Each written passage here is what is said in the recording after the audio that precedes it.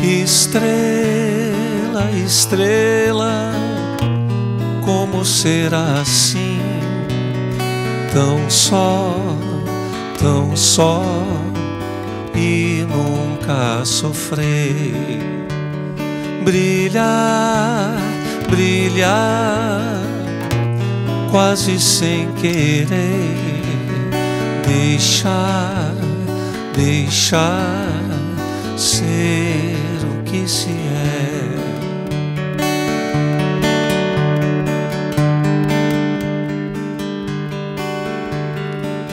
No corpo nu da constelação estás sob uma das mãos, e vais e vens como um lampião ao vento frio de um lugar qualquer.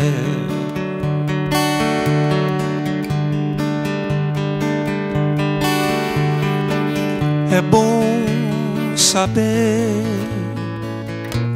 que és parte de mim. Boa noite. Então, esse é o quarto, como disse o Gunther. A gente começou com o Renato Borghetti, depois tivemos o Humberto Gessinger, depois tivemos a Pamela Amaro, uma grande nome do samba do Rio Grande do Sul, e agora o Vitor Ramil, que está em uma atividade fantástica esse ano. Ele podia descansar, mas não, pelo contrário. Cada vez ele trabalha mais, né? Bom, Vitor, a gente vai seguir o roteiro de todas essas conversas do memorial. Conversa um pouco, Vitor mostra alguma coisa no violão, conversa mais um pouco. E eu acho que com a Pamela, a primeira pergunta que eu fiz para ela foi: vamos começar pelo começo. E eu acho que contigo eu vou começar pelo fim, por agora, né? Eu queria que tu falasse sobre a extrema atividade que tu está tendo este ano, sabe? Viagens, apresentações fora daqui, em outros estados, em outros municípios, e sendo lançada uma biografia tua, O Astronauta Lírico, pelo Marcos Lacerda, um ensaísta de São Paulo que está morando em Pelotas, se apaixonou por Pelotas, foi morar lá, em Satolep.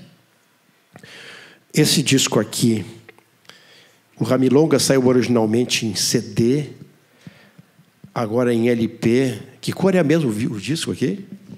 É verde. Saiu em LP agora pela Noise, que é uma revista fantástica, né? E já está esgotado. E está muito bonito, né? A edição do disco. Ele lançou também, acabou de lançar o Mantra Concreto, que é o novo álbum dele. Saiu em CD e também em LP, não? Não, só CD, por CD, enquanto. Né? E que ele musicou poemas do poeta curitibano Paulo Leminski. Esse livro, esse disco, ele relançou também um livro que ele já tinha edição. Quando foi a primeira edição do da Kozak Naif, 2014, talvez. 2000, então relançou agora a Primavera da Pontuação, que é um livro gostosíssimo de ler, que é uma brincadeira com uma palavra brigando com a outra e aquelas coisas assim, bem interessante. E ele está escrevendo um livro que vai se chamar A Estética do Frio, que é sobre as questões da identidade do Rio Grande do Sul, da identidade do gaúcho. Já pode dar para saber que vai ser polêmico esse livro aí, né? Porque quando se trata disso, o gaúcho tem diferenças, vamos dizer assim. Então, tu podia começar falando um pouco dessa tua atividade esse ano, não é? E contar um pouquinho do que vai ter esse livro, sabe? Eu sei que vai ser um livro denso, né? Vai ser um livro pesado, vamos dizer assim, né? Então, boa tarde para todos. Obrigado por terem vindo. Realmente, né, Juarez, é um período de muito trabalho, cada vez mais para mim está sendo. Eu fiz uma coisa na vida que foi apostar na maturidade. Em muitos momentos da minha vida eu me arrependi disso, né? Porque quando a gente é jovem, tudo é muito favorável, né? Eu me lembro quando me acompanhasse todo o tempo, né? O Juarez foi dos primeiros a escrever sobre mim, a me entrevistar e tal. Quando eu tinha 18 anos, gravei o primeiro disco. Então, quando a gente está no começo, tudo gera sempre muito entusiasmo em relação àquilo. Eu acho que o mais difícil numa carreira é a continuidade, sabe? E eu sempre tive, naquela época, eu tinha ídolos, todos os meus ídolos tinham 20 anos a mais que eu, né? Toda essa geração da música brasileira, Egberto Gismonti, Milton, todos que estão agora na faixa dos 80 para mais, né, foram meus ídolos, e os anteriores a eles também, Tom Jobim, João Gilberto e tal. Então, eu tinha para mim assim sempre a ideia de que eu só ia começar a fazer coisas boas quando eu amadurecesse, quando eu envelhecesse, para ser mais objetivo. Então, eu tinha certeza que eu precisava envelhecer para fazer direito às coisas que eu queria fazer.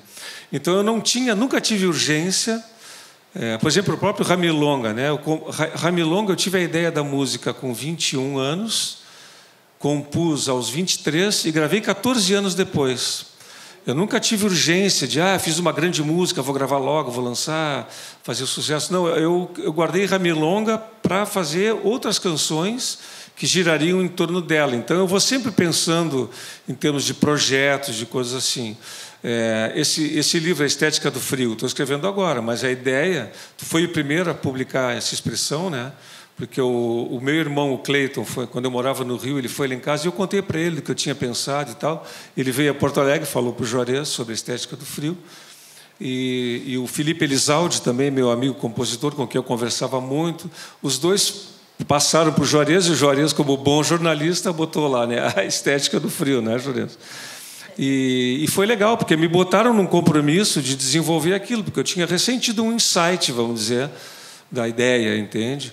Mas era uma ideia que eu já sabia, como tu mesmo está falando em identidade, eu sabia que tinham questões envolvidas que eu não ia resolver no mês seguinte, naquele ano. A Estética do Frio é tal coisa. Eu sabia que eu precisaria, talvez, do transcurso da minha vida inteira, se é que eu fosse conseguir chegar a ela, vamos dizer assim, né? Ou, pelo menos, apontar caminhos, porque eu sabia que era uma coisa que eu não faria sozinho. Então, eu nunca tive a pretensão de que fosse um movimento musical, porque primeiro eu precisava entender um monte de coisa, e eu sempre fui muito solitário na minha produção. Tive, evidentemente, músicos, parceiros e tal, mas todo o meu trabalho sempre foi muito solitário. Então, a Estética do Frio é um exemplo bem claro disso, de apostar na maturidade. E volto a dizer, muitas vezes eu desanimei, né? Porque esses dias um jornalista da Folha de São Paulo saiu uma matéria recente lá sobre o mantra concreto, e ele fez uma pergunta que eu achei curiosa, vista do ponto de vista de alguém que não é aqui do Rio Grande do Sul. Ele diz, todos os artistas do Rio Grande do Sul que vão para o centro do país, eles, de certa forma, como é que me faltou a expressão agora que ele usou, que é muito boa, não é que sejam condescendentes, mas eles abrem mão dos seus traços locais para poder fazer parte do grande projeto de canção nacional, né? Então, isso acontece desde sempre, né? E aí eu disse para ele, mas que traços locais? O que nós temos a levar daqui? Os traços locais de música urbana de Porto Alegre praticamente não existem. São tentativas, quase todas falidas um pouco adiante, né? Os traços que o Brasil reconhece como sendo nossos locais são os traços que se firmaram a partir do trabalho do tradicionalismo, depois do nativismo, que é uma cria do tradicionalismo, não é? Então, eu disse para ele, os compositores urbanos, muitos deles não querem fazer parte desses traços locais definidos pelo tradicionalismo por uma discordância estética, ideológica e outros aspectos, políticas, enfim, né? E os traços urbanos acabam sendo limitados, restritos historicamente, porque tinha na minha geração, principalmente agora tem muito menos, mas na minha geração e na geração anterior do Bebeto Alves, do Cleiton e Cledir, e antes ainda do Jerônimo Jardim, sempre houve um patrulhamento por parte desse pessoal que seriam os donos dos traços locais, vamos dizer assim, né?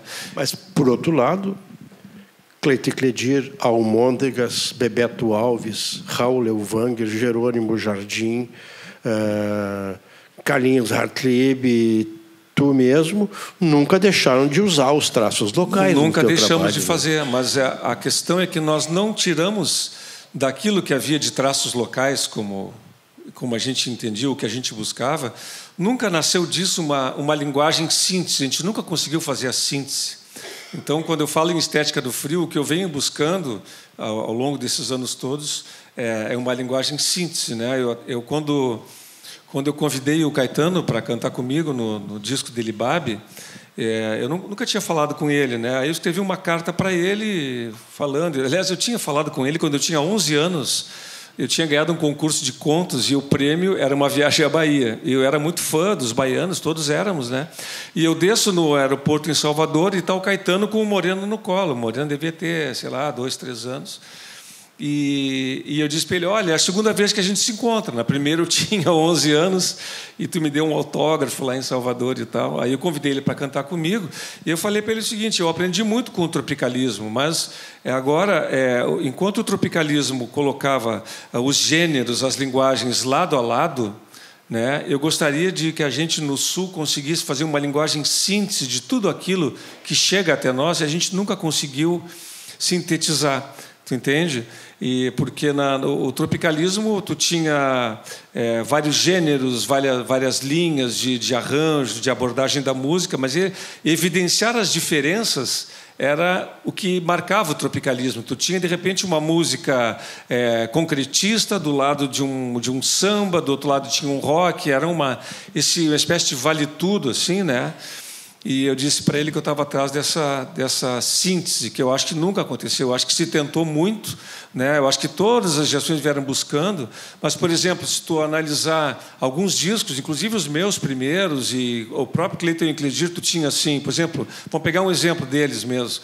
O disco que tem Deu Pra Ti. Tu tens ali um dado elemento pop, Deu Pra Ti, outras músicas. Aí tu tem a trova e tu tem alguma outra música gaúchesa, não me lembro agora, mas sempre o que era o dado gaúcho, ele estava tratado com uma diferença, ele se distinguia do resto, não havia uma integração. O Deu Pra Ti fala de Porto Alegre e tal, mas era basicamente um rock, quer dizer, não se conseguiu uma linguagem que identificasse a gente. No Rio de Janeiro me perguntavam isso. Vocês não têm música urbana lá? Quando o Cleiton e o Cledir chegaram no Rio, a primeira pergunta foi, mas gaúcho faz música? Porque eles só conheciam música gauchesca mesmo. Teixeirinha e tal. Então, a nossa música urbana, as pessoas dizem, em Lisboa é legal, mas é como qualquer compositor de São Paulo. O que tem na música dele? E isso aí, se tu pensar bem, a rigor, realmente, que traço tem ali que tu diga, isso é de Porto Alegre? Para nós que somos daqui e conhecemos intimamente, quando o Ney fala de determinados aspectos da cidade, ou a maneira de dizer uma coisa ou outra, esses traços nós identificamos como nossos, mas eles são muito sutis, né? Eles não reverberam fora daqui, de modo que as pessoas digam, a música urbana do Rio Grande do Sul é essa aqui, por exemplo, tem essas características, sabe? Eu acho que não... Eu não concordo exatamente contigo com o que você está dizendo. Eu acho que tem uma identidade. Teu trabalho tem uma identidade, o trabalho do Cleiton e Cledir tem uma identidade. Claro que tem. Sabe? E são reconhecidos. Quer dizer, é uma identidade... Se tu vai no Amazonas e tu vais cantar, os caras vão saber que tu és do Rio Grande do Sul, entendeu? Que tu não é mineiro, nem carioca, nem paulista, nem nordestino. Sim. Entendeu? Então, acho que tem identidade, sim. Não, a identidade existe. O que eu digo é que não existe uma linguagem... Mas aí, quer dizer, que tipo de movimento nós tivemos depois do tropicalismo? Está falando num movimento, uma coisa assim que flua em bloco? Não tem mais isso. Nós tivemos a bossa nova como um movimento, depois o tropicalismo, e depois não tem um movimento, uma coisa assim que dirija as coisas. Mas tu não precisa necessariamente ter um movimento que dirija. né? O que eu acho é que nós, no Rio Grande do Sul, somou-se a nosso histórico apartamento de apartar, não de morar, né? Um apartamento em relação ao Brasil, né? Se somou a isso acho que toda uma série de indefinições históricas. Por exemplo, vamos pegar um caso assim do tradicionalismo aqui em relação aos gêneros, às músicas, né? Eu me lembro muito bem, quando o Cleiton e Cledir gravaram algumas coisas, eles foram muito criticados. Gravaram a trova, que diziam, estão acusando, chamando os gaúchos de bunda mole. Era uma bobagem, era uma trova, eram dois caras ali brigando, dois personagens, mas eles foram logo acusados. Então, muita gente teve isso, né? Eu mesmo, com o Ramilonga, para muita gente, eu ouvi diretamente de muita gente, eu era um fresco da cidade que não sabia andar a cavalo e não tinha direito àquilo ali, não tinha direito de cantar aquilo. Entende? Entende? Não, mas isso foi muito escutado, Juarez. Não quero ficar puxando para mim para não parecer que eu seja ressentido. Eu não sou ressentido, porque essas coisas todas a gente vai assimilando e vai trabalhando com isso. Mesmo porque, se tu fores considerar muito isso, tu vai estar dando valor a uma coisa que não tem valor, sabe?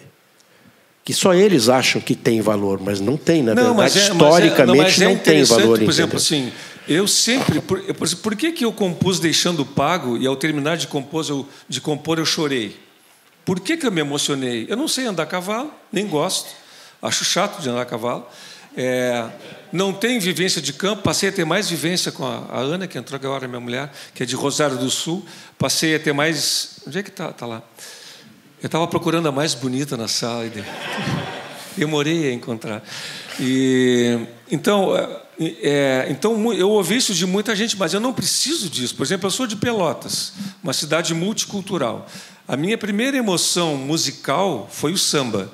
Eu me lembro de criança chorar quando passou, porque o carnaval em Pelotas não tinha cordão de isolamento. Ficávamos todos na Rua 15, tu deve ter participado de algum carnaval lá, a rua bem estreitinha.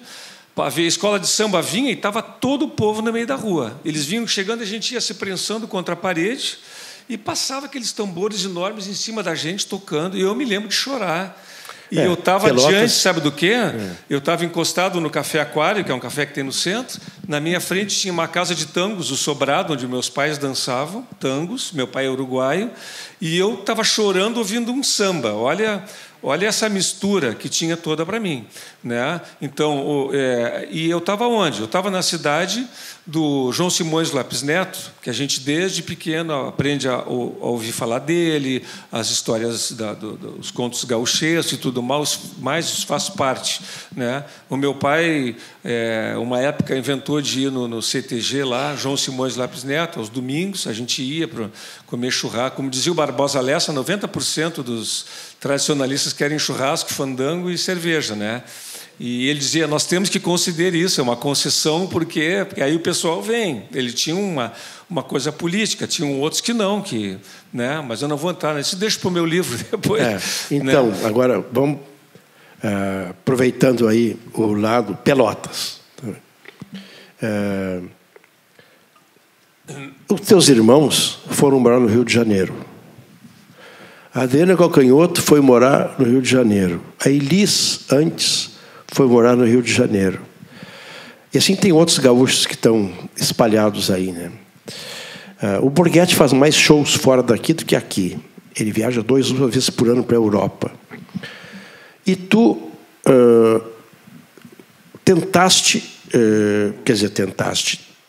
tiveste uma experiência de viver no Rio de Janeiro um tempo e resolveste fazer o caminho mais fundo, não vir para Porto Alegre, ir para Pelotas mesmo, né? E lá solidificar, né,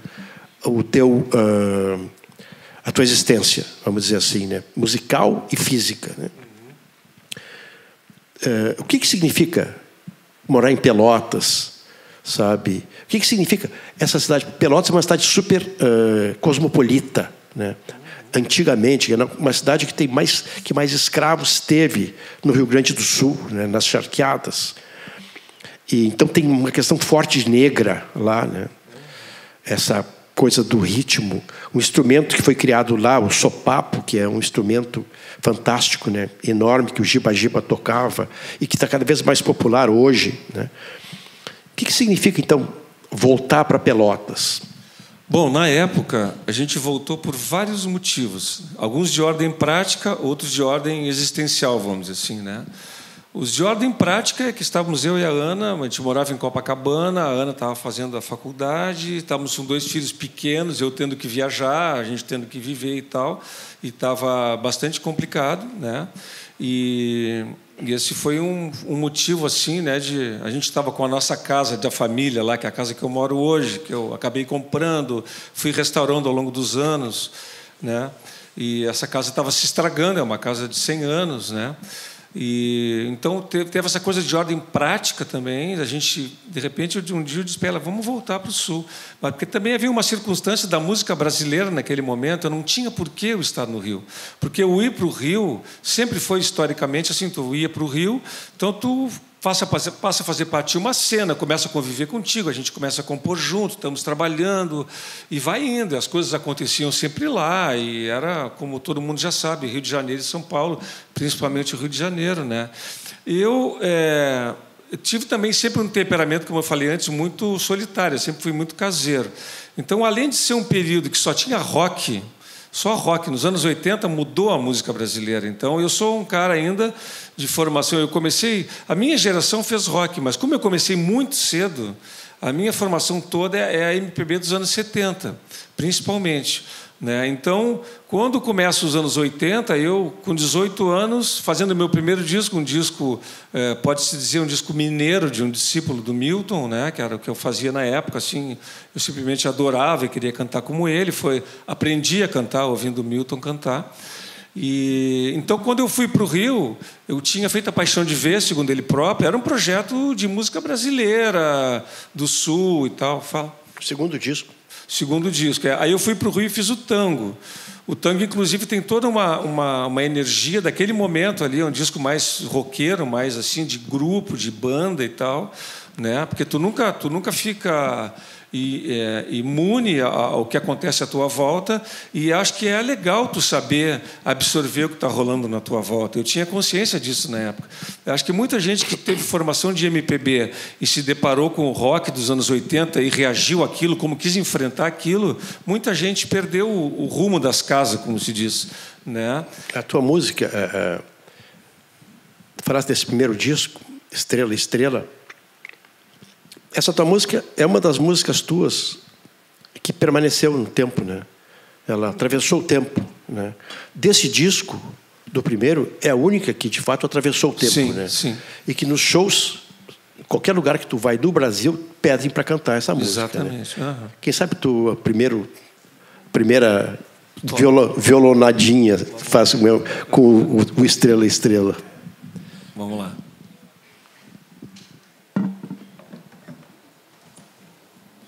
Então, essa música, como o Juarez falou, hein? Tinha 16 anos quando fizesse essa música, né?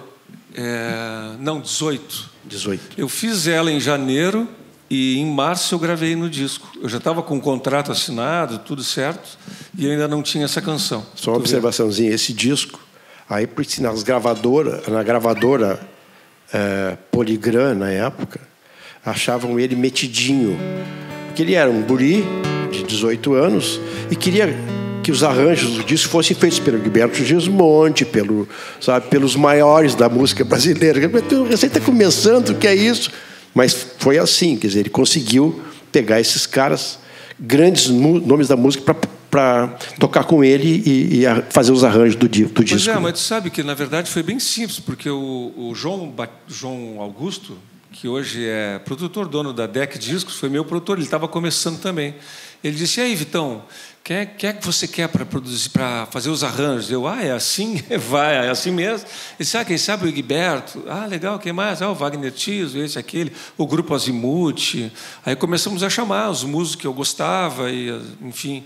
E foi assim, foi tudo muito simples. Porque, na verdade, não havia, para gente que está longe, assim, mas lá esses caras tocavam no Rio de Janeiro, faziam trabalhos. Claro que o Egberto não era assim, não estava toda hora arranjando. Eu fui na casa dele, conheci ele, né, conversamos sobre a música. Teve uma abordagem um pouquinho diferente, assim. Mas o Wagner mesmo era um arranjador. Tu podia chamar o Wagner e contratar desde que a gravadora quisesse, né, e o artista também, né?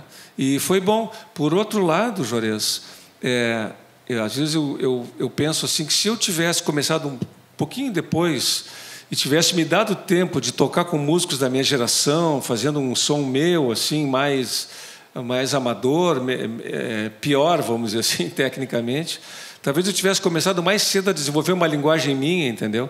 Porque às vezes eu tenho a sensação que o Estrela Estrela não é muito um disco meu, porque esses caras, todos eles tinham a sua linguagem, o seu status, a sua maneira de fazer as coisas. Então é um disco meio estándar, assim. Tu ouve e diz, pô, isso aqui é bem Wagner Tiso, isso aqui, olha o Azimuth tocando, olha o arranjo do Egberto, entende? Né? Por isso que no disco seguinte eu vim com toda a fúria, assim, tentando começar a buscar uma linguagem minha. E no disco seguinte, esse que tem, enfim, é considerado o teu disco tropicalista, né? Mais ou menos assim. Porque ele tem várias coisas de tudo que é tipo, né? É isso. Estrela, estrela, como será assim? Tão só e nunca sofrer. Brilhar, brilhar, quase sem querer. Deixar ser o que se é.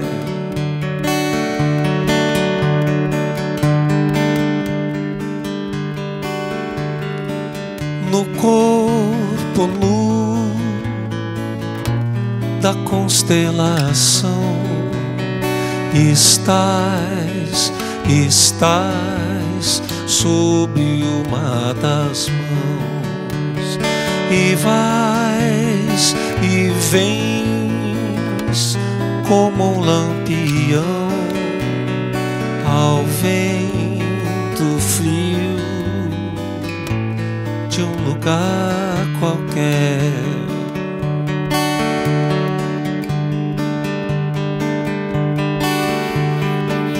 É bom saber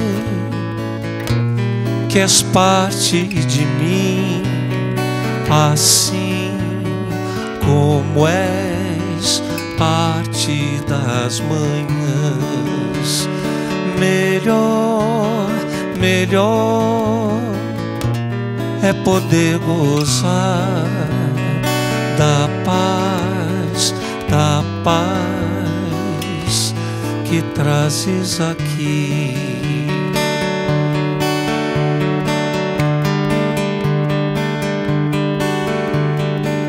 Eu canto por poder te ver no céu como um balão.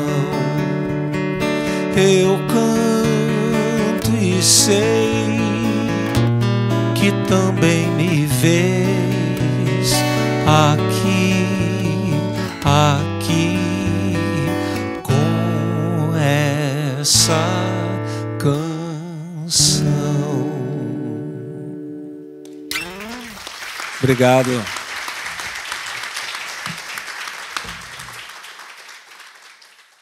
Vocês sabem, essa música, quando eu fiz, eu terminei de fazer, me sentei lá na casa da praia, nós temos 2 quartinhos assim, uma casa bem pequenininha, no Laranjal, uma casa que o pai fez a planta, meio que construiu, o Cleito Cadiz construiu juntos, até tijolo sentaram. Eles trabalharam um dia, vocês viram que trabalharam.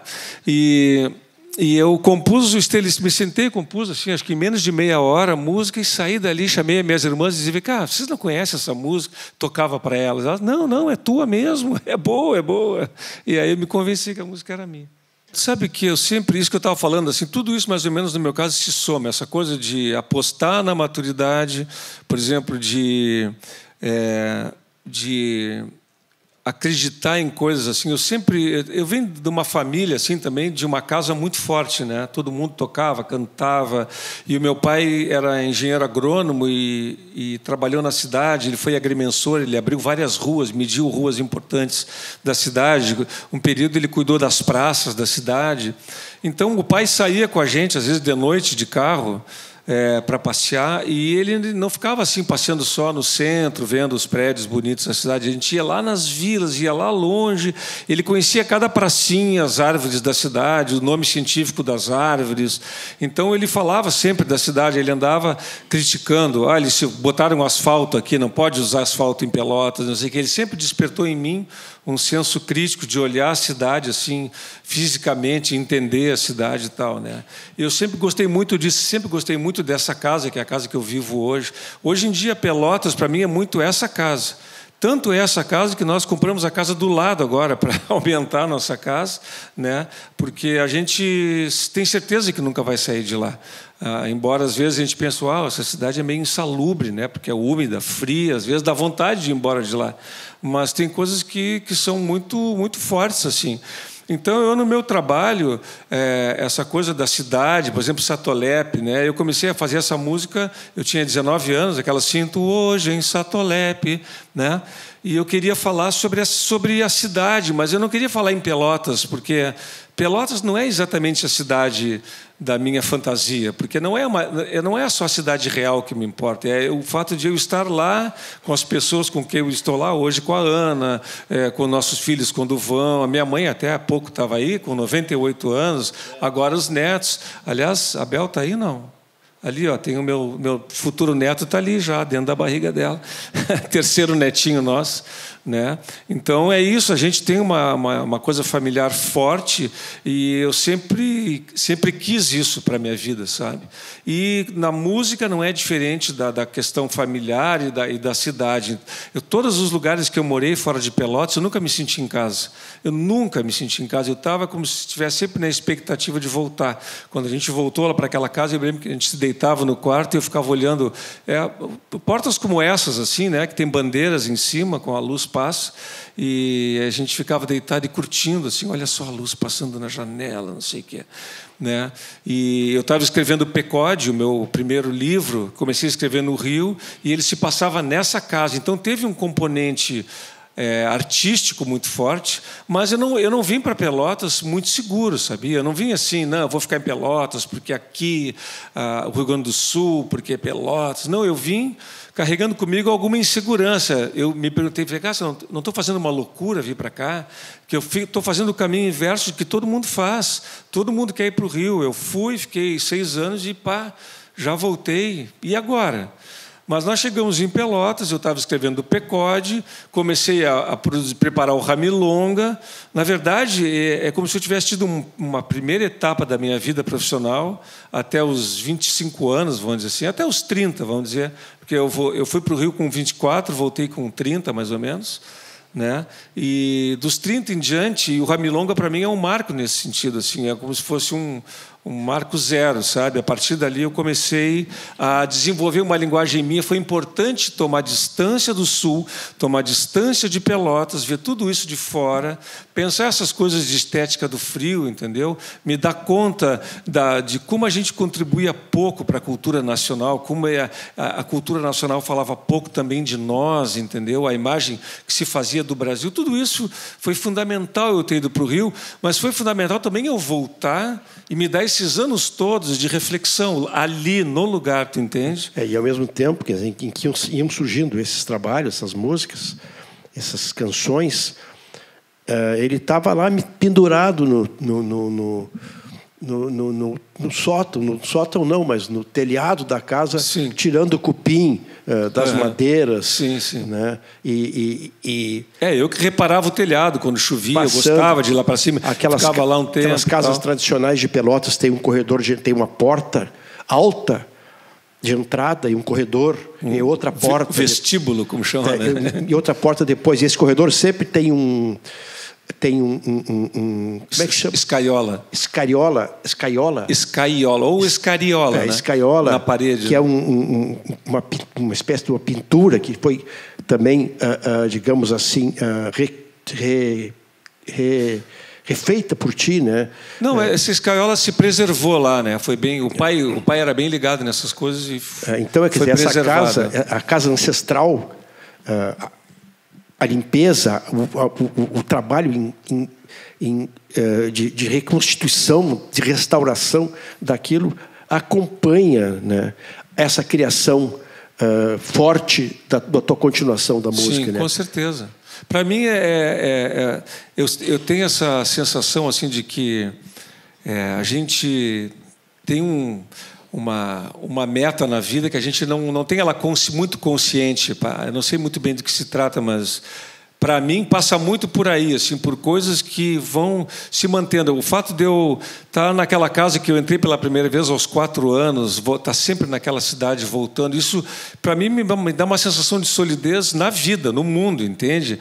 Tu pode estar mudando de cidades e crescendo e ganhando dinheiro, indo conhecendo 1 milhão de pessoas, mas para mim eu acho muito mais enriquecedor eu estar dentro de um espaço que eu me identifico com ele, entendeu?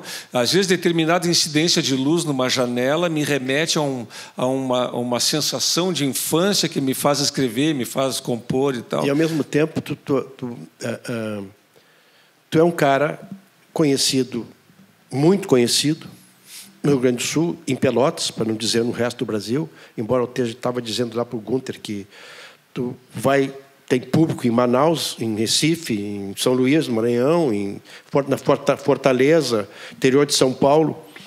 Ao mesmo tempo, tu estás caminhando nas ruas de Pelotas. Sim. Sai da Doutora Amarante, que é a tua rua, né? E vai para o centro, vai para Deodoro, para Barão de Santa Tecla, sim, pela Marechal Floriano, Marechal Osório.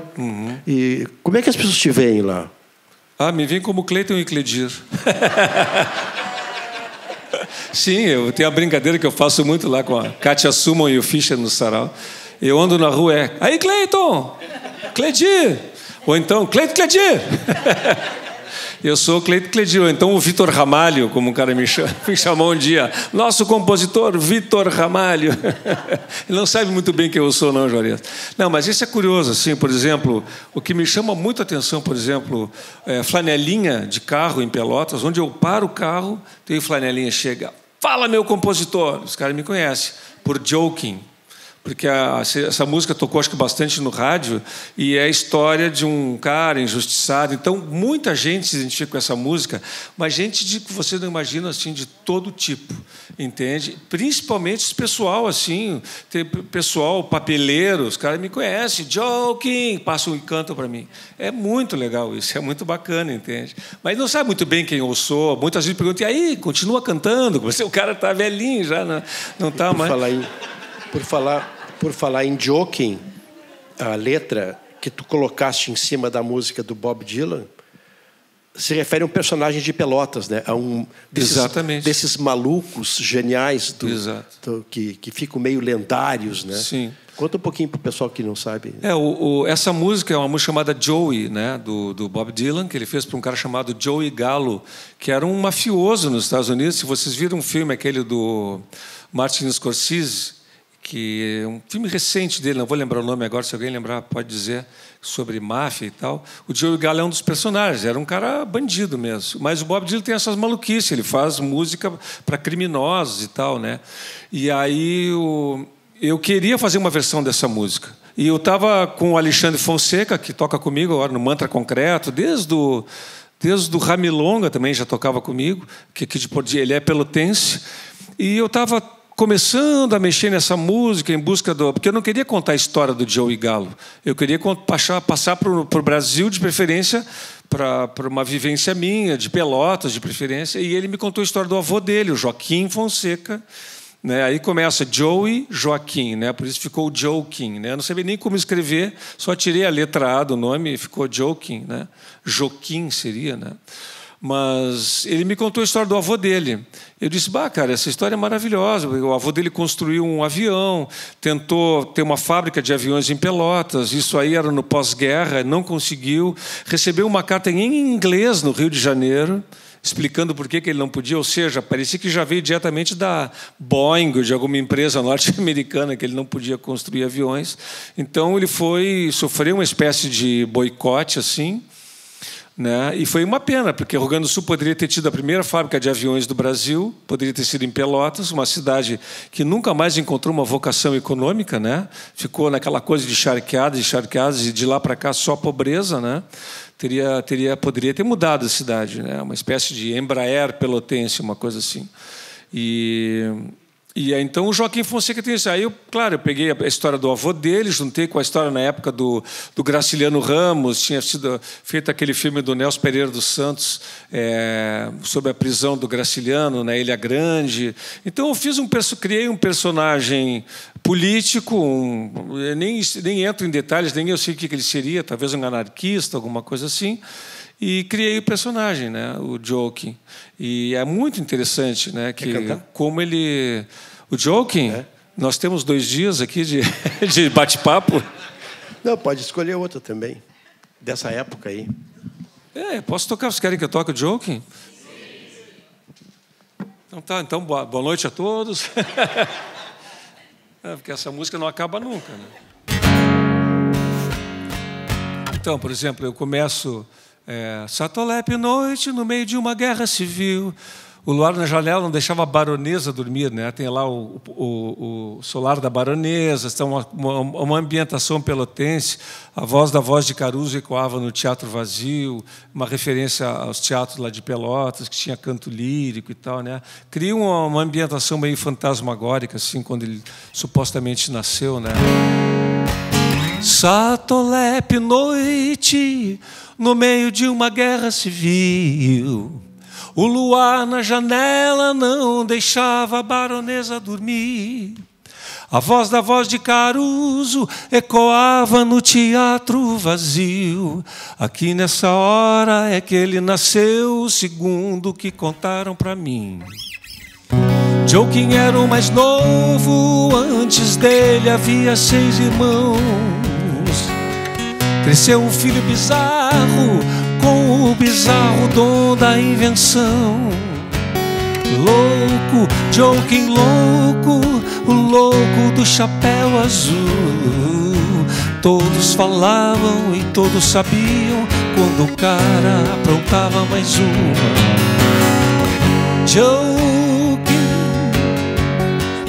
Joaquim, nau da loucura no mar das ideias. Joaquim,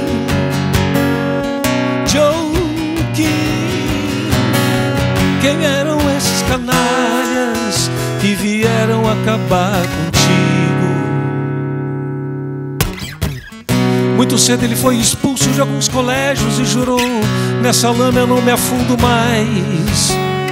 Reformou uma pequena oficina com a grana que ganhara vendendo velhas invenções.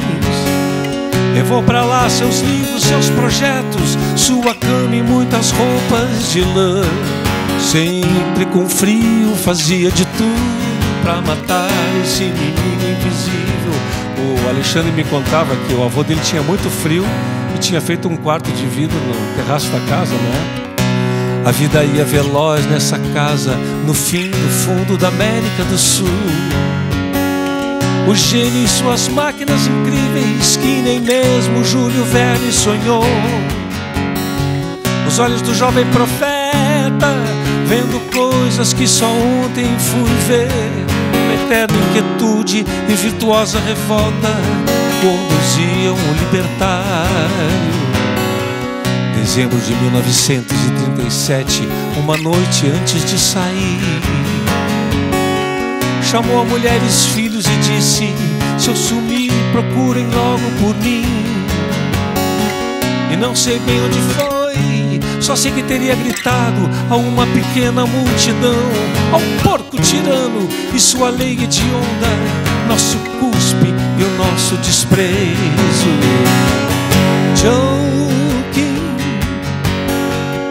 Joaquim, nau da loucura no mar das ideias.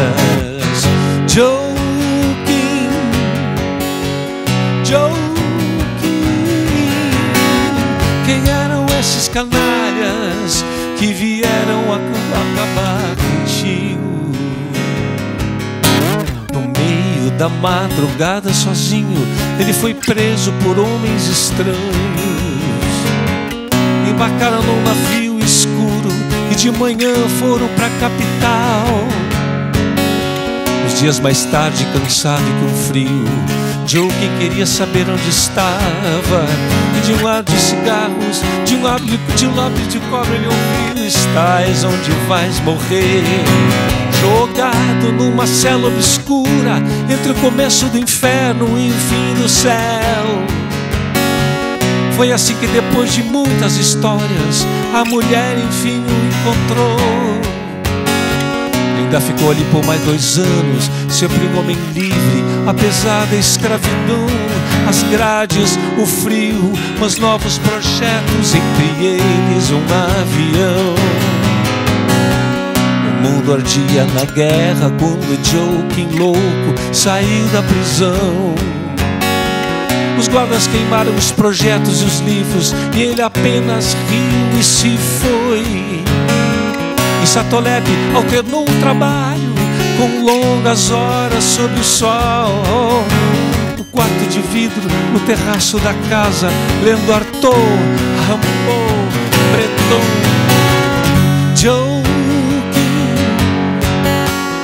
Joe King, nau da loucura no mar das ideias. Joe King,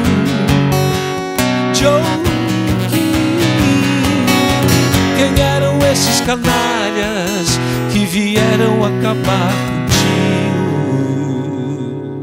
No início dos anos 50, ele sobrevoava o Laranjal, num avião construído apenas das lembranças do que escrevera na prisão. E decidido a fazer outros, o Joe King foi ao Rio de Janeiro. Aos órgãos certos, os competentes de porra nenhuma tiraram uma licença. O sujeito lá responsável por essas coisas lhe disse: está tudo certo, tudo muito bem. O avião é surpreendente, eu já vi, mas a licença não depende só de mim. Coisa assim ficou por vários meses o grande tolo, lambendo o mofo das gravatas, na luz esquecida das salas de espera, o louco e seu chapéu. Um dia ele mandou um bilhete decisivo e, claro, não assinou embaixo. Desiste, estava escrito, muitos outros já tentaram e deram com os burros na água. É muito dinheiro, muita pressão, nem Deus conseguiria. E o louco cansado, o gênio humilhado, voou de volta pra casa. Joe King,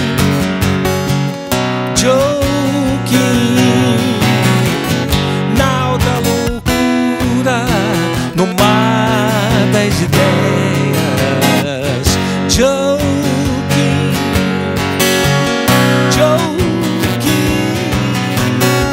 quem eram esses canalhas covardes que vieram acabar contigo? No final de longa crise depressiva, ele raspou completamente a cabeça e voltou à velha forma, com a força triplicada por tudo que passou. Louco, Joe King louco, o louco do chapéu azul. Todos falavam e todos sabiam que o cara não se entregava. Deflagrou uma furiosa campanha de denúncias e protestos contra os poderosos. Jogou livros e panfletos do avião, foi implacável em discursos notáveis. Uma noite incendiaram sua casa e lhe deram 4 tiros. No meio da rua ele viu as balas chegando lentamente. Os assassinos fugiram num carro que, como eles, nunca se encontrou. Joe que cambalhou ferido alguns instantes e acabou caído no meio-fio. O amigo que veio ajudá-lo falou: me dá apenas mais um tiro, por favor. Olha pra mim, não há nada mais triste que um homem morrendo de frio.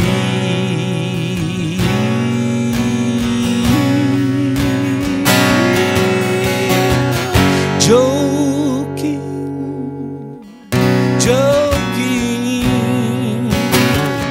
nau da loucura no mar das ideias. Joking,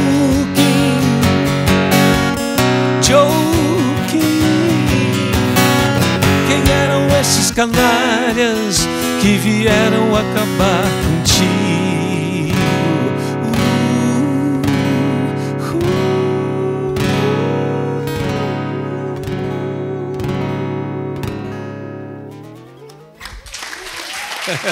Obrigado.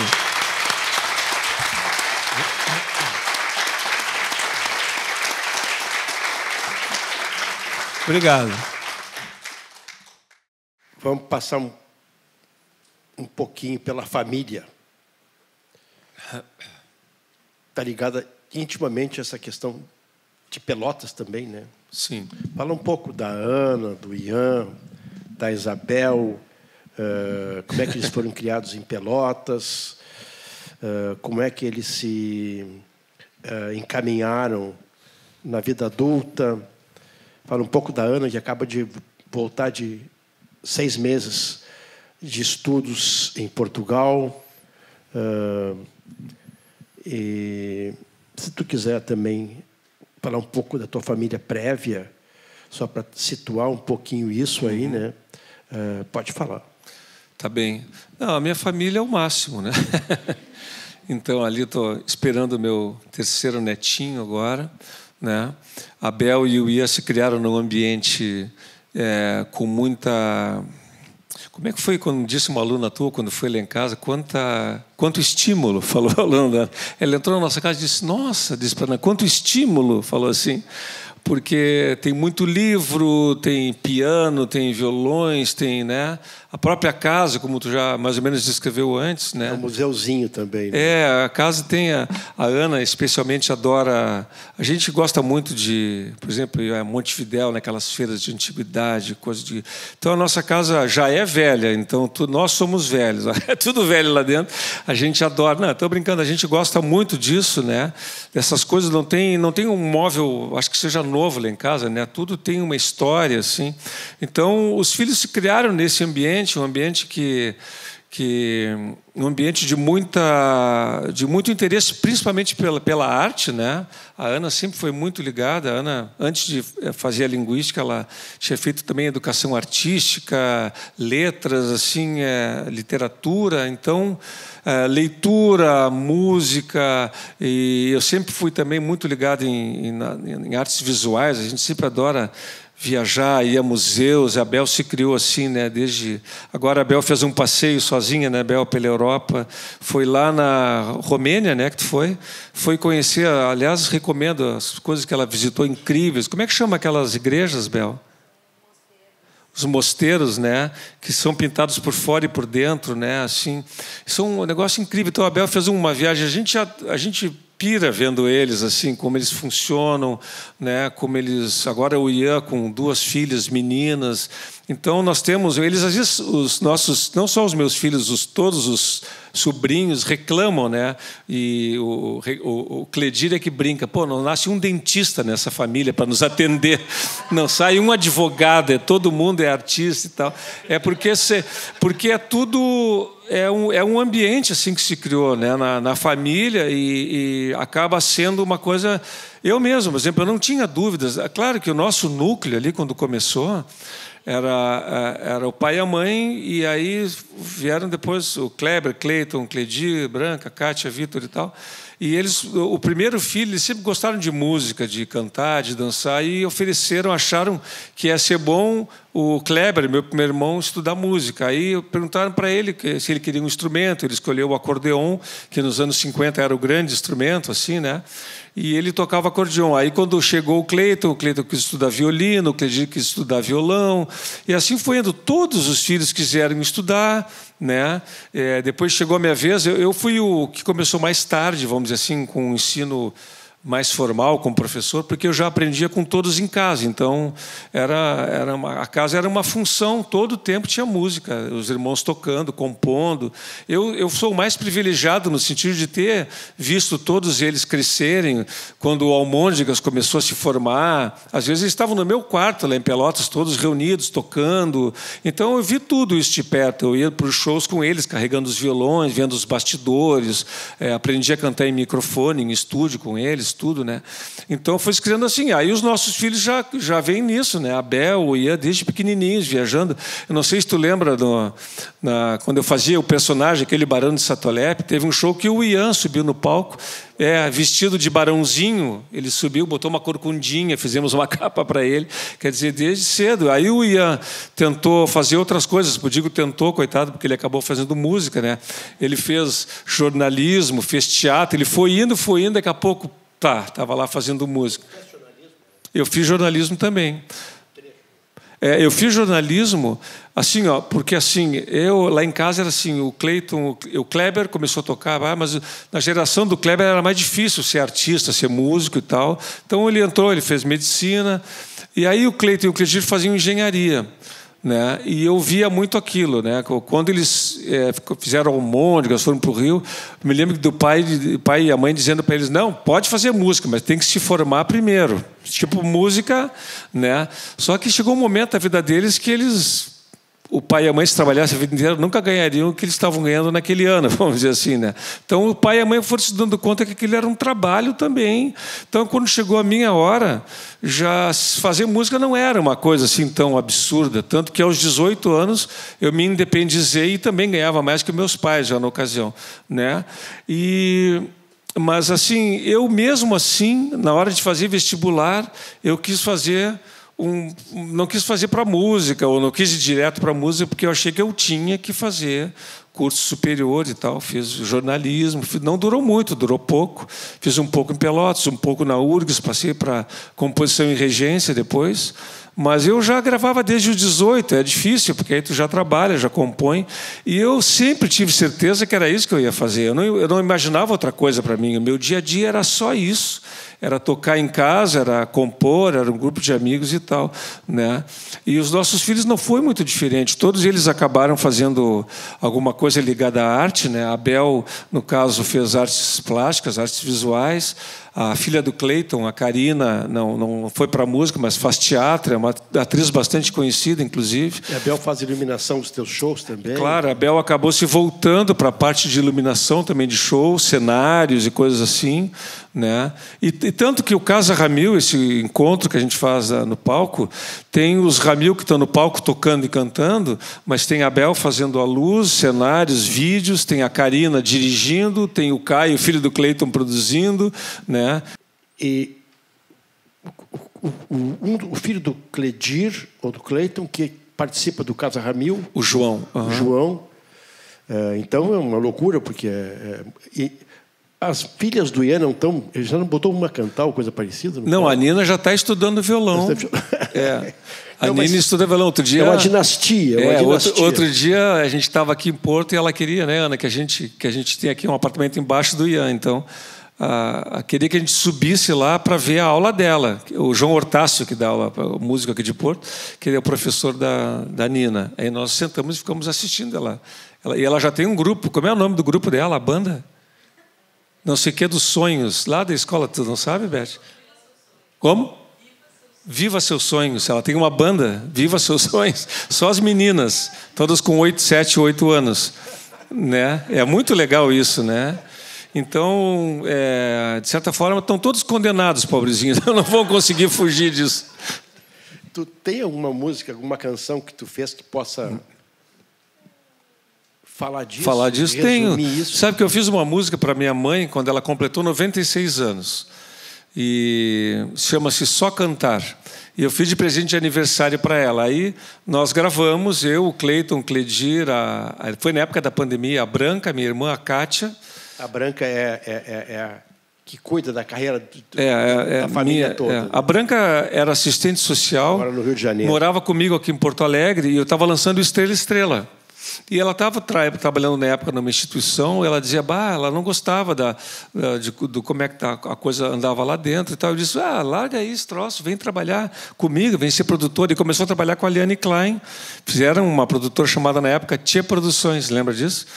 E nunca mais parou de trabalhar. Trabalhou comigo, com o Cledir. Tem uma foto delas com duas, muita gente. Tem uma foto das duas, as duas de bigode. Né? Isso, Tia Produções, exatamente.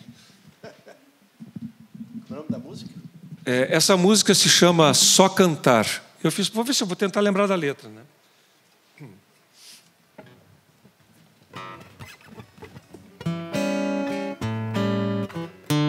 Música nova, né?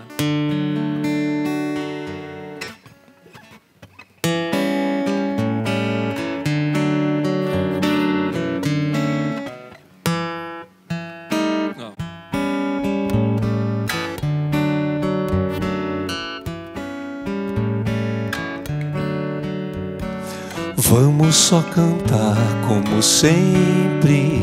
Nossa casa é nossa voz, nosso modo de viver levemente. Som e gente somos nós. Um acordeon, um ar de violões, um violino e vamos nós. É doce viver nas ondas do lar, a nossa casa é nossa voz.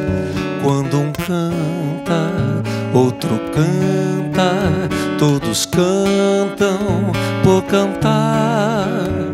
Um acordeon, um ar de violões, um violino e vamos nós. É doce viver nas ondas do lar, a nossa casa é nossa voz. Quando um canta, outro canta, todos cantam por cantar. Um acordeon, um ar de violões, um violino e vamos nós. É doce viver nas ondas do lar, a nossa casa é nossa voz.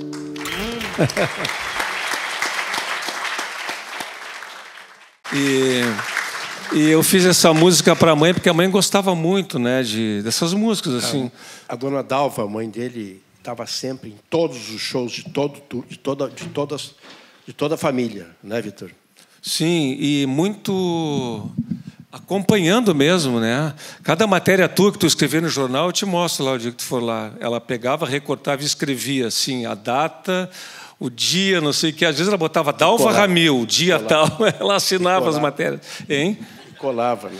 Tu a fazia, ela tinha o tempo dos Almôndegas, ela começou no tempo do Almôndegas, um álbum enorme que ela tinha, era grande, ela colava tudo que saía de jornal e tal. E ela acompanhava e estimulava muito, e com as crianças também, com os netos, ela foi muito... A mãe, uma mulher muito moderna, sabe? E não era só música, assim, porque ela gostava de fazer muitas coisas, ela mesma fazia pinturas, mosaicos, tapeçarias, gostava de cantar, botou as minhas irmãs para estudar balé, ela era muito... A mãe era muito avançada, assim. E eu acho que a geração da mãe, né, foi uma geração que teve grandes professoras na escola pública, né, nas escolas estaduais, por exemplo. Ela foi uma grande alfabetizadora, assim, e tinham muitas mulheres com ela que eram muito preparadas. Mas naquela época o destino natural das mulheres era o magistério, principalmente. Algumas eram doutoras, médicas, advogadas, mas eram poucas, né? Então tu tinha grandes professoras, né? E a mãe lidava principalmente com alfabetização, com crianças. Então ela tinha muita muito jeito para com a gente em casa, assim, sabe? Ela me botava para desenhar, para escrever. Contei que encontrei o Caetano com 11 anos, que eu tinha ganho um concurso de conto, né? Eu me lembro dela. Ela foi junto contigo? Ela foi junto comigo. O prêmio era eu, viajava eu, uma acompanhante e a diretora da escola, né? E eu li essa redação que tu fizeste. Então, e foi ela que eu fiz essa redação 2 dias antes de entregar. E porque ela já fizesse tua redação, faz um negócio bonito, bem criativo. Ela botava pilhas, entende? Sobre essa redação, só lembrar uma coisinha, eu tenho a cópia. Acho que foi tu mesmo que me passaste. A Elis, quase perto do fim da vida, ela estava começando a gravar coisas daqui. Como no início da carreira, ela gravou Sérgio Napi, gravou João Palmeiro, gravou Túlio Piva, enfim. Depois ela ficou gravando um lupicínio aqui, um lupicínio lá e tal. E no fim da vida ela começou a se voltar para gravar compositores. Ela gravou o Jerônimo Jardim,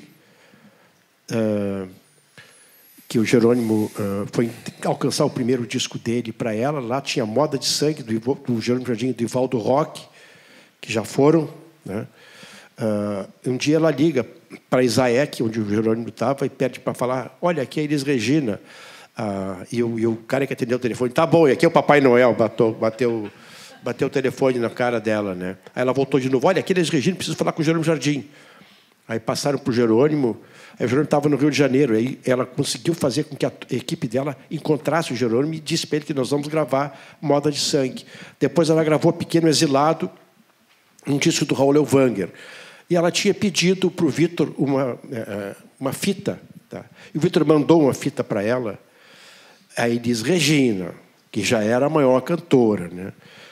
E não estava boa a fita, tinha algum problema. Ela não tinha me pedido, porque ela nem sabia que eu existia. Acho que eu não sei quantos anos eu tinha. Não sei se eu... tu mandasse, então? 16 anos, talvez. Sim. Eu tinha. E mandou a fita para ela, que eu não estava boa? Eu mandei uma fita, mandei para ela e a fita estava inaudível, ruim, assim.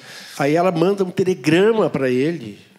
Um telegrama, Elis Regina. Não, e ela devolveu a fita que eu poderia precisar. Ela tinha esse cuidado. Pedindo que ele mandasse uma fita nova para ela. E aí, meses depois, ela morreu. E tu sabe que depois desse episódio todo e tal, eu não me lembro se no final eu cheguei a mandar de novo a fita para ela, mas acho que talvez antes de eu mandar, passou um tempo, e eu encontrei a Elis no Rio, os guris, o Cleito, que a gente estava gravando o primeiro disco deles no estúdio Transamérica, que era um estúdio na zona norte do Rio, que era um lugar assim, bem sinistro. A gente ia para lá, o Rio sempre tenso, né, de noite para andar e tal. E eles estavam terminando a gravação deles e chegou a Elis e o César. Ela estava gravando Saudades do Brasil, colocando voz e fazendo uma série de coisas. E aí ela chegou e me conheceu, muito simpática, muito querida. Vitor, não sei o quê, barará. Foi muito legal. Aí, inclusive, ela mandou, era época ainda de ditadura, né? Ela mandou uns recados para umas pessoas aqui, assim, que ficassem atentas com tal coisa, um compositor lá que dá um toque para aquele cara, que ele é um cara bem legal, que ele fica atento, se ligar. Ela era muito preocupada, assim, com os músicos, ela tinha muita consciência, assim.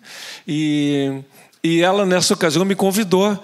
Fica aqui no estúdio, eu te levo em casa depois, assiste a gravação. E eu fiquei apavorado, né? Fiquei apavorado mesmo, assim, inseguro de ficar ali com ela e tal. E com medo de voltar para casa depois, sozinho no Rio. Não fiquei, perdi uma grande oportunidade de assistir a gravação dela. Ela, depois do último show dela em Porto Alegre, que foi em outubro de 81, né? 81, ela mandou uma carta para a redação da Zero Hora, uma carta longa, né? Falando, eu tinha levado a minha filha no camarim para conhecê-la e tal. Eu era bem amigo dela. E aí ela diz assim: vem para cá, quando vier para São Paulo, fica aqui em casa. Tem casa, comida e roupa lavada, sabe? Então ele era essa pessoa fantástica, né? Uma pena que no momento em que ela ia começar a gravar, a ti, Cleito Cledir e pessoal assim, ela... Pois é, tu sabe que para mim seria a maior realização, porque a Elis me influenciou muito. Eu me lembro de criança, às vezes eu me dou conta disso, eu parava tudo para ver a Elis. Se ela estava na TV, eu parava para assistir. Eu gostava dela cantando, e eu gostava dos discos dela, dos arranjos do César. entendeu? Era uma grande referência para mim como cantora também. Aprendi muito a cantar também, de ver ela cantar, sabe? E, enfim, foi uma grande influência para mim, isso eu quero te dizer. Sim. E eu acho que muito do que eu compus, acabei compondo, talvez muitas das coisas fossem ficar legais para ela cantar, eu acho, né? Gostaria mesmo. Mas a Maria Rita, filha dela, gravou Estrela Estrela. Gravou Estrela Estrela. Bom, vamos, que nem dizia Jupan, que adentrar a salir. Sabe? Oi.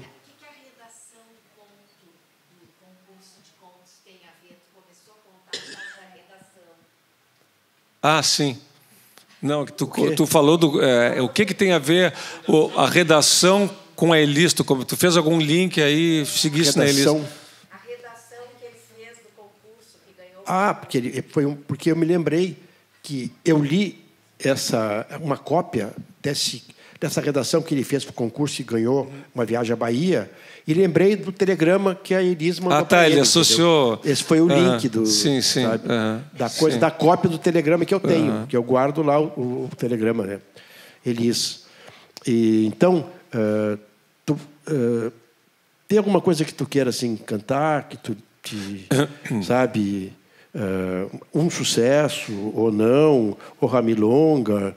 Eu gosto muito daquela música que é tua e do Clayton, que fala Garibaldi delira, Loucos de Cara, Loucos de Cara, né? E outras. Tem alguma que tu pode lembrar assim? Porque a gente vai, como eu estava dizendo, adentrar a salir. Vamos abrir para duas ou três perguntas das pessoas. Sim. Tá bem? Tá. Perguntem e depois eu toco alguma coisa para você. Tá? Então, quem quiser perguntar alguma coisa. Vamos lá. Essa hora ninguém fala nada. Alguém quer fazer uma pergunta para o Vitor? Quem é que está falando? O jeito que tu toca violão, tu fez aula, violão clássico, como é que foi? Sim, eu falei que lá em casa todo mundo teve formação desde pequeno, assim, 6, 7, 8 anos já estavam estudando música e instrumento, e eu comecei muito depois. Eu estudava com meus irmãos em casa primeiro, não era estudar, eu observava, e o Clayton, especialmente, sempre tocou muito bem e me ensinava coisas assim de dedilhados e coisas assim. E a minha mãe, mais uma vez, chegou uma hora que ela me disse: eu acho que tu tens que estudar violão clássico, né? A mãe tinha esses tinos assim. E eu, mãe, será? Não, acho que é bom. Aí eu pegava um ônibus lá na minha casa, ia até o Porto, em Pelotas, de ônibus com o meu violão, o professor era lá, e eu estudei. Foi muito importante para mim, assim. Às vezes eu já fiz shows assim que tem agora, às vezes, bons violonistas, né? A plateia, gente importante, assim, que me diz que mão direita, hein? Comentam comigo que tu tem uma mão direita incrível, eu tenho uma mão direita muito boa. Eu gostava muito de praticar exercício técnico. Eu nunca fui muito de querer tocar. Eu tocava assim Villa-Lobos ou Bach, essas coisas. Estudei piano um pouco, mas a minha professora de piano brigava comigo porque eu tinha as unhas grandes para tocar violão. Então ela tem que cortar essas unhas, não sei o que. Então nunca aprendi piano, né? Até tenho um piano muito legal e tudo, mas nunca me desenvolvi. Sempre fui do violão mesmo, porque se tornou o instrumento principal na nossa casa, sabe? E foi isso. Eu fiz esse estudo de violão e depois eu fui com os anos buscando uma maneira minha de tocar o instrumento, entende? Porque com essa coisa da estética do frio, eu venho buscando um violão que seja que tu ouça e diga: uau, esse violão é bem marcante lá do sul, de Porto Alegre. Isso que eu falei para o Juarez, que não chegamos a desenvolver uma linguagem que eu busco seria uma linguagem violonística, entende? Meu violão hoje em dia ele não é nem um violão brasileiro, no sentido de não faço o tipo de acordes brasileiros, e tampouco é um violão platino, violão de milongas. Ele é um violão, em primeiro lugar, com cordas de aço, que não é comum em nenhum dos dois lugares, tocado com unhas, que é menos comum ainda, né? O violão de aço ele é mais usado para o pop, tocado com palheta e tal. E eu altero as afinações do instrumento, né? Porque eu acho que uma coisa que é complicado na música brasileira, assim como na música argentina, é complicado para os argentinos que compõem tango fugir do Piazzolla, né? Tu vê um novo compositor de tango, volta e meia tu está ouvindo e diz: isso é muito Piazzolla, porque são caras que desenvolveram uma linguagem tão grande que tu não consegue quase que fugir deles, eles tomaram conta. E no Brasil o caso é o Tom Jobim. o mundo da harmonia e do João Gilberto, né? Todo mundo que veio... O Chico Buarque que dizia, bom, eu depois do Tom me puxei para fazer umas coisinhas ali para ficar diferente, porque tudo... A linguagem violonística do João Gilberto com os acordes da Bossa Nova, do Tom Jobim, são um negócio foram tão acachapantes, né, que os compositores que usam aqueles acordes, aquelas sequências, estão quase que sempre vendo essas figuras protagonizarem no seu repertório, entende? Então, eu venho buscando conscientemente há muito tempo ter o meu violão como uma marca, não só minha, mas como daqui de Porto Alegre também, do Rio Grande do Sul, trazer uma contribuição que não seja, quando eu digo que estou no centro de uma outra história, que eu não estou à margem de um centro do Brasil, mas no centro de outra história, o meu violão, de certa forma, traduz isso bastante. Não é um violão como o do Yamandu, não é nenhum violão genial como o dele, entendeu? Não é nenhum virtuosismo, mas ele tem uma particularidade, tem uma digital, hoje em dia eu acho que já tem uma digital minha, não é? E, enfim, eu não sei se eu te respondi a... Mais alguma? Na verdade, eu não quero... Meu nome é Miriam. Na verdade, eu não quero perguntar, eu quero fazer um depoimento. Eu tenho uma neta, ela é italiana, né? Minha filha mora na Itália, e ela só dorme com a tua música, Estrela, Estrela. Ah, que legal. E ela aprendeu desde pequena, minha filha colocava para ela no Spotify. E agora ela tem 4 anos e ela sempre pede e ela dorme com essa música. Que massa. E tu sabe que o Juarez falou que a Maria Rita, né, a filha da Elis, gravou Estrela Estrela no primeiro disco dela. E a Maria Rita me disse, essa música eu nem sabia muito bem, assim, nem sabia que era tua, não sabia muito, era uma canção que ela conhecia e ela, grávida, cantava para a barriga dela e depois, quando nasceu o nenê, ela nanava neném com Estrela Estrela. Tem muitas histórias assim, né? E acho que é um pouco da permanência do Estrela Estrela, que ela é uma coisa assim, como uma canção essencial. Tanto que eu mesmo, quando fiz, achei que ela já existia. Né? Eu saí perguntando para minhas irmãs, cara, não existe, essa música já existe? Porque ela me parecia tão nítida, tão clara, tão tipo, hoje já existo, estou aqui, entende? E eu acho que é um pouco isso aí, né? E acaba, as crianças aprendem desde cedo. A Gal gravou também. A Gal foi a primeira gravação, né? E muitas, né? A Adriana agora Calcanhoto gravou num disco infantil dela, porque ela participou daquele programa do Serginho Groisman sobre o Rio Grande do Sul, aquela coisa, e foi assim, o troço viralizou, né? Foi um absurdo a interpretação dela. A Glória Oliveira. Não, a Glória gravou? Acho que não. Loucos de Cara, eu acho que ela gravou. A Glória Oliveira gravou Loucos de Cara. Estrela Estrela, não. Mas foi muito cantado. A Mercedes cantou Estrela Estrela em show, não chegou a gravar, né? Mas foi muito gravada no Uruguai, na Argentina. Aquela cantora Silvia Pérez Cruz, na Espanha, agora andou cantando. Né? Até um pianista norte-americano gravou Estrela Estrela, nem botou meu nome, eu nunca recebi direitos autorais, gravou como se fosse dele. Né? E é uma música... Eles costumam fazer isso, né? Hein? Eles costumam fazer isso nos Estados Unidos. Nos Estados Unidos tu não é obrigado a botar nos discos também o nome dos autores, né? Gravou música do Hermeto Pascoal, sem nunca dizer que era do Hermeto Pascoal. Mas isso aí, bom, na época foi, ele disse que chamou o Hermeto, foi na casa dele, o Hermeto esteve lá, ele realmente afanou umas músicas do Hermeto, né? Bom, o próprio Prenda Minha ele gravou, né? A melodia de Prenda Minha. Prenda Minha, mas é como se fosse dele, Prenda Minha. Só mas o Prenda Minha pelo menos é domínio público, né? Depois o Caetano gravou Prenda Minha. Exatamente. Então, vamos fazer uma saideira? Então. Tá bem? Então, uma música para vocês cantarem comigo, então. Cantarolando assim, tá? Então, vamos lá.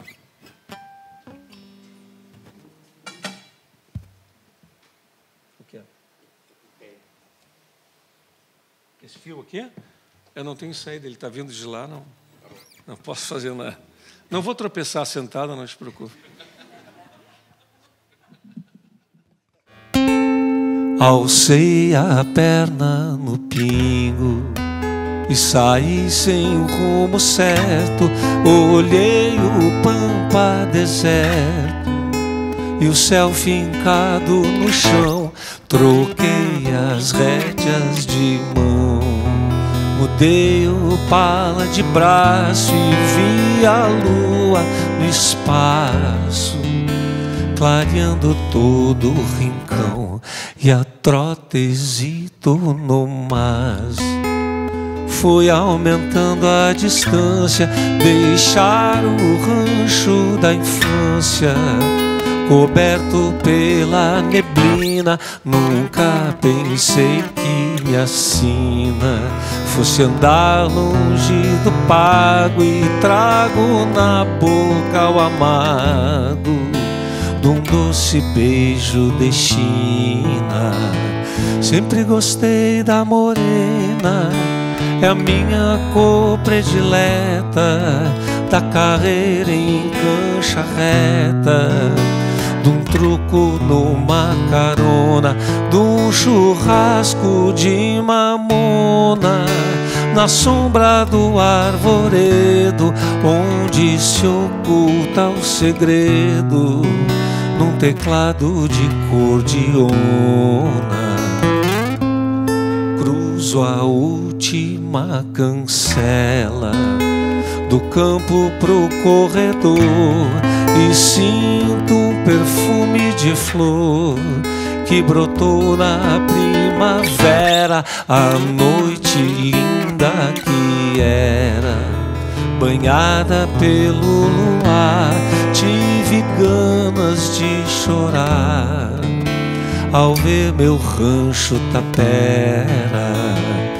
Como é linda a liberdade sobre o lombo do cavalo e ouvir o canto do galo anunciando a madrugada. Dormir na beira da estrada num sono largo e sereno e ver que o mundo é pequeno e que a vida não vale nada. O pingo tranqueava largo na direção de um bolicho, onde se ouvia o cochicho de uma cordiona acordada. Era linda a madrugada, a estrela d'alva saía no rastro das Três Marias, na volta grande da estrada. Era um baile, um casamento, quem sabe algum batizado. Eu não era convidado, mas estava ali de cruzada, bolicho em beira de estrada. Sempre tem um índio vago, cachaça pra tomar um trago, carpeta pra uma carteada.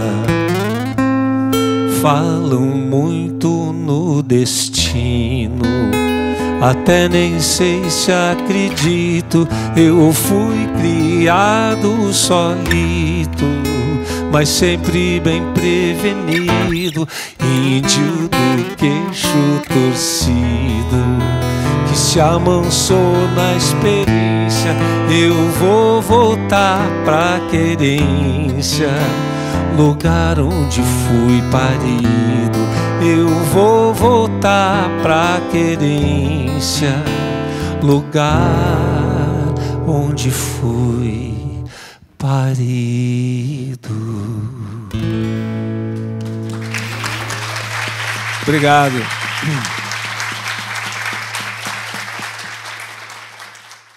Posso falar uma coisa? Muito obrigado. Essa música é do João da Cunha Vargas, né, poeta lá do Alegrete. O Ramilonga é muito resultado do meu encontro com a poesia dele também. Eu vinha querendo fazer esse disco em torno da música Ramilonga, e quando chegaram os poemas do João da Cunha Vargas, então aconteceu, né? Era um homem que é da tradição da poesia oral, não costumava escrever seus versos. E, enfim, eu musiquei toda a obra dele. É bem pequena, são 14, 15 poemas e tal. Mas eu queria dizer para vocês que amanhã eu vou tocar na biblioteca, no Salão Morisco, da Biblioteca Pública, e só poemas que eu musiquei ao longo dos anos, né? esse poema Poemas de outros. De poetas mesmo, né? Porque é um projeto do Arthur de Faria que é sobre isso mesmo, poemas musicados. E aí eu comecei, em vez de tocar só, por exemplo, acabei de fazer um disco, né, com poemas do Paulo Leminski, que eu musiquei durante a pandemia. Antes eu tinha musicado a Angélica Freitas, uma poeta lá da minha terra. O Noite de São João, aquela música é um poema do Fernando Pessoa, que eu acho que foi o primeiro poema que eu musiquei. Jorge Luiz Borges. Borges, o Milonga de Manuel Flores, eu musiquei com 19 anos, foi a primeira milonga do Borges que eu fiz. Que está no A Paixão de Ver. Está na Paixão de Ver, depois no Delibab, né? Então, amanhã eu vou apresentar, se vocês quiserem ver, eu vou apresentar essas músicas e outras. Também musiquei Allen Ginsberg, Sam Shepard, William Blake. Eu fiz uma milonga daquele poema The Tiger, que é um clássico da poesia inglesa, né? E vou tocar amanhã pela primeira vez. Estive, inclusive, aprendendo a tocá-la essa semana. Lobo da Costa, eu musiquei. Durante a pandemia também, que mais? Paulo Sebem, Kleber Teixeira, um poeta carioca, muito amigo meu, que morreu, morava em Florianópolis, faleceu já. Enfim, agora não vou lembrar de todos. O Klebnikov, poeta russo, traduzido pelo Haroldo de Campos. Então amanhã vai ser um show curioso, no mínimo, assim, se vocês quiserem ir. Tá? Então todos convidados às 19 horas no Salão Morisco. Eu acho que a entrada é franca. Então tá. E uma outra coisa, eu falei no Mantra Concreto, pedi para a Isabel trazer os discos meus aqui, tem livros, discos, porque o Mantra Concreto saiu em CD também, uma edição muito linda, né? Tem algumas coisas. Ele está me chamando lá? Não. Ele ou ela? Tu quer falar? Fala. Noite de São João, toco. Tu quer vir cantar comigo? Vem, senta aqui no microfone. Pega o microfone do Juarez. Não? Tá bem, então ouve daí. Você lembra Juarez lá em Canguçu, né? Eu estava com o Juarez e um menino pediu a música que eu fiz lá com os alunos da escola da Beth, a Escola Projeto. E é uma experiência incrível. Eu compus, eles homenageiam todo ano um artista, né, Beth? As crianças estudam a obra, é um projeto muito legal.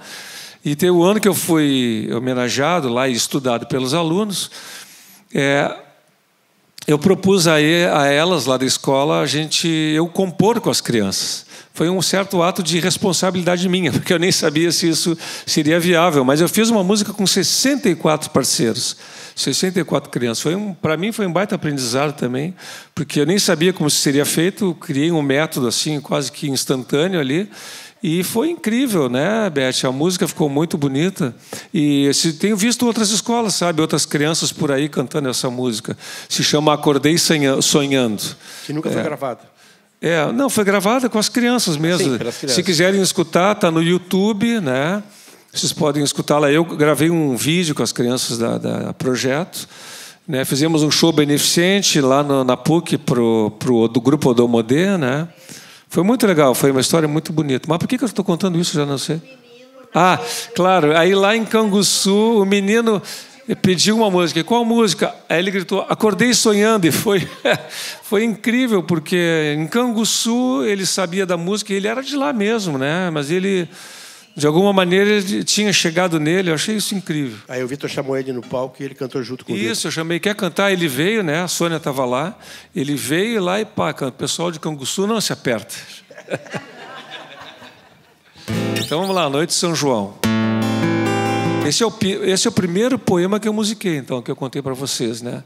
O mesmo foi no ano seguinte do Estrela Estrela. E a história dessa música tem muito a ver com Estrela Estrela, porque eu tinha feito Estrela Estrela num janeiro, e no janeiro seguinte, eu já tinha lançado o meu primeiro disco, eu estava veraneando lá no Laranjal, e resolvi me sentar na mesma cama e fazer outra música da família do Estrela Estrela.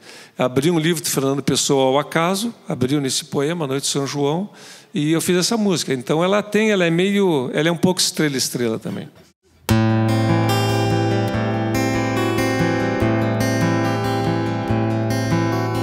Noite de São João, noite de São João, para além do meu quintal. Noite de São João, noite de São João, para além do muro do meu quintal. Do lado de cá, eu, do lado de cá, eu, do lado de cá, eu, sem noite de São João. Do lado de cá, eu, do lado de cá, eu, do lado de cá, eu, sem noite de São João. Porque a São João, onde o festejam, para mim há uma sombra de luz, de fogueiras da noite, de fogueiras da noite, de fogueiras da noite. Um ruído de gargalhadas, os baques dos saltos e um grito casual de quem não sabe que eu, de quem não sabe que eu, de quem não sabe que eu existo, de quem não sabe que eu existo, de quem não sabe que eu existo.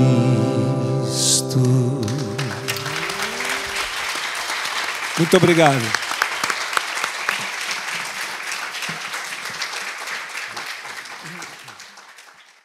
Então, espero que todos tenham gostado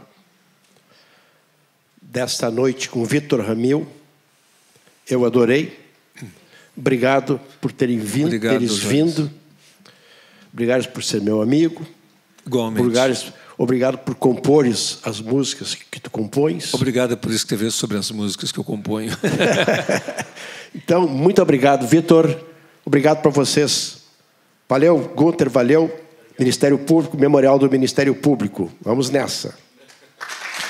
Boa noite.